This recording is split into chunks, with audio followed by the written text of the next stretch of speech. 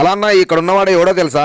పగడాల ప్రవీణ్ కుమార్ గారిని నేనే మా వల్లే చంపారని ప్రత్యేకంగా ఒప్పుకునే ఒకే ఒక గొప్ప వ్యక్తి అన్న వీడు. ఒక హిందూ దేశంలో పుట్టి ముస్లింస్ను క్రిస్టియన్స్ను మొత్తం మా అడ్డు తిరిగితే మేమే హిందువులమే చంపేస్తామని ఒకే ఒక స్టేట్మెంట్ ఇచ్చిన గొప్ప వ్యక్తి అన్న వీడు. అందరం కలిసిమెలిసి బతుకుతున్న మన భారతదేశంలో ఇలాంటి మత ఉన్మాదులు మతాల గురించి మాట్లాడే వాళ్ళను మనం ఏం చేయమంటా అన్న మీరే ఒక తీర్పు ఇయ్యండి అన్న. ఇలాంటి నా కొడుకులు మన ఊర్లలో ఉండి కూడా మన గ్రామాలలో ఉండి కూడా మన కుల మతాలకు విభేదంగా మాట్లాడుతూ మనం ఒక గాలి పీల్చుకుంటున్నాం, కడుపుకు ఒక అన్నం తింటున్నాం, అందరం కలిసిమెలిసి ఉంటే ఇలాంటి వాళ్ళను ఏం చేయాలన్నా మీరే అందరూ కలిసి ఒక మెసేజ్ చేయండి. వీరికి హిందువులు కూడా ఇది చెప్పుతూ కొట్టానన్న. హిందూ అయ్యండి వీడు మా హిందువులే, మేము మమ్మల్ని ఏమన్నంటే మేమే మర్డర్ చేస్తామని మంచి స్టేట్మెంట్ ఇస్తున్నాడు అన్నాడు అన్న. ఈయన ఏదో ఒకటి చేయాలన్నా, కానీ వీడికి అయితే శిక్ష పడాలన్నా. ఇలాంటి నా కొడుకులు ఎంతో మంది ఉన్నారు ఈ ప్రపంచంలో, వాళ్ళందరికీ మనం మా హిందువులే కలిసిమెలిసి బతుకుతున్నాం. కానీ ఇలాంటి చీడపురుగులను సమాజంలోంచి వేరేయాలని మనస్ఫూర్తిగా కోరుచుంటున్నా.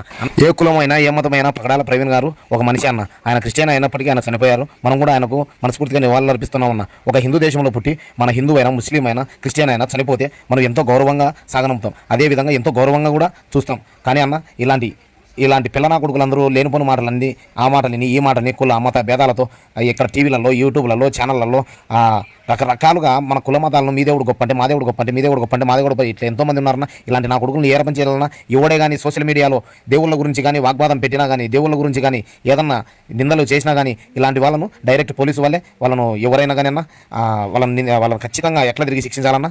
కానీ ఇది అందరూ సపోర్ట్ చేయండి అన్న. మీకు ఇది దీంట్లో ఏదన్నా నచ్చుకోకుంటే ఒకవేళ నచ్చినా కానీ సపోర్ట్ చేయండి. మీరు